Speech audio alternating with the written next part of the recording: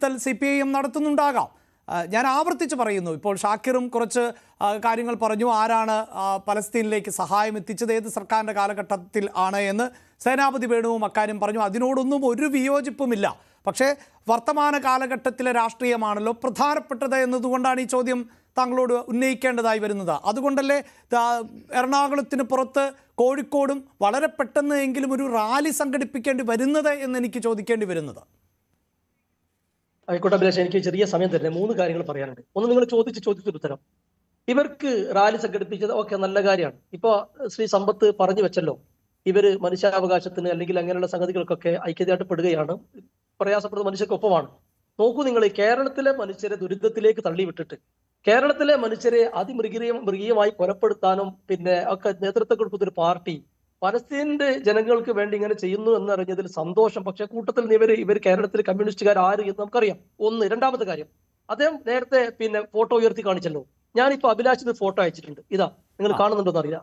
ഇത് റാമല്ലയിലെ, ഓക്കെ, ഞാൻ നിങ്ങൾക്ക് പേഴ്സണൽ വാട്സപ്പിൽ അയച്ചിട്ടുണ്ട്. ഇതിലൊരു സിഗ്നേച്ചർ ഉണ്ട്. റാമല്ലയിലെ യാസർ അറഫാത്തിന്റെ വസതിയിൽ കേന്ദ്ര വിദേശകാര്യ മന്ത്രിയായ അഹമ്മദ് സാഹിബ് ഇന്ത്യയുടെ ഞങ്ങളുടെ സ്ക്രീനിൽ തന്നെ കാണിക്കുന്നുണ്ട്, പ്രേക്ഷകർക്ക് കാണാം. അതായത് യാസർ അറഫാത്തിന്റെ മുകളിലായി കാണുന്ന സൈൻ അല്ലേ? ശരി, ആ സിഗ്നേച്ചർ ആയിരുന്നറിയോ?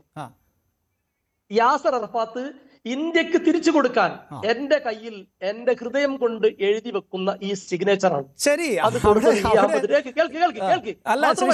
ഞാൻ പറഞ്ഞല്ലോ, നമുക്ക് ചരിത്രമല്ല പറയേണ്ടത് എന്നതുകൊണ്ടാണ് എനിക്ക് സമയക്കുറവുണ്ട്. ഇതിലൊന്നും ഒരു തർക്കവുമില്ല. ഇപ്പൊ സമ്പത്ത് പറഞ്ഞ മറ്റൊരു കാര്യം, ഇപ്പൊ സമ്പത്ത് സൂചിപ്പിച്ച മറ്റൊരു കാര്യം, റോഹിംഗ്യൻ അഭയാർത്ഥികളെ ക്യാമ്പിൽ പോയിന്നാ. ഈ കൂറ കപ്പലിൽ പോയ മാതിരി പോന്നതല്ല ഞങ്ങളൊക്കെ. മുസ്ലിം ലീഗിന്റെ MP-മാർ പല സമയങ്ങളിൽ, ഇപ്പൊ ഞാൻ യൂത്ത് ലീഗിന്റെ ദേശീയ സെക്രട്ടറിയാണ്, ഈ അടുത്ത കാലത്ത് ഇപ്പോഴും റോഹിംഗ്യൻ അഭയാർത്ഥികൾ ഡൽഹിയിൽ വളരെ പ്രയാസപ്പെട്ട് കഴിയുന്നുണ്ട്. ഞങ്ങൾ ഡൽഹിയിലെ KMC സെക്രട്ടറി ഹലീമിന്റെ നേതൃത്വത്തിൽ പലപ്പോഴും പലരുടെയും സഹായം ഇപ്പോഴും എത്തിച്ചു കൊടുത്തുകൊണ്ടിരിക്കുകയാണ്. ഞങ്ങളത് ഫോട്ടോ എടുത്ത് പ്രചരിപ്പിക്കുന്നില്ല, തെരഞ്ഞെടുപ്പിൽ വിഷയമാക്കുന്നില്ല.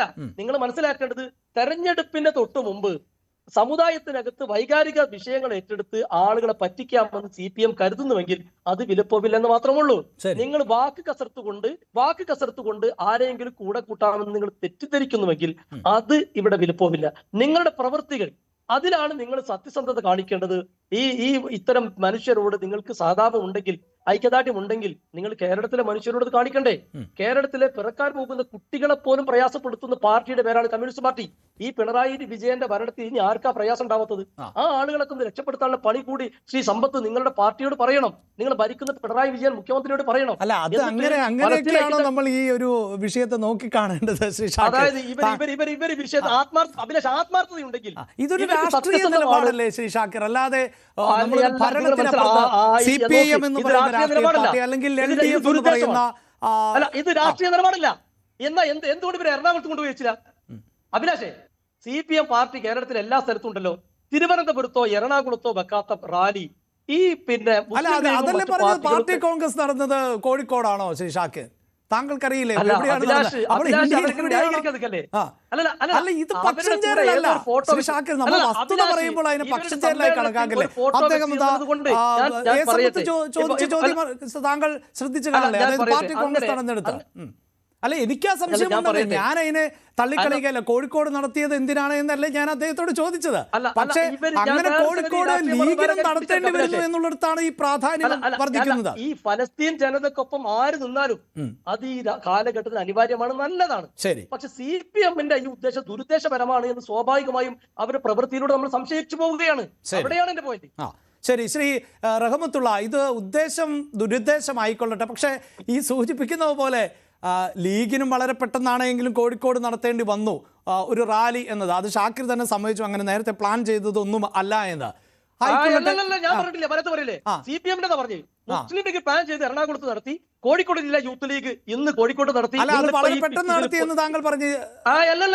അല്ലല്ല, ശരി, കോഴിക്കോട് ജില്ലാ മുസ്ലിം യൂത്ത് ലീഗ് പ്ലാൻ ചെയ്ത് പിന്നെ ആ ആളുകൾ നിങ്ങൾ കാണിച്ചിട്ടുള്ള ഈ ഫോട്ടോ ഏതാണ്? കോഴിക്കോട് ജില്ലാ യൂത്ത് ലീഗിന്റെ ജനറൽ സെക്രട്ടറി മൊയ്തീൻ കോയ ഉൾപ്പെടെയുള്ള പങ്കെടുക്കുന്ന ജാഥയുടെ ഫോട്ടോ അല്ലേ?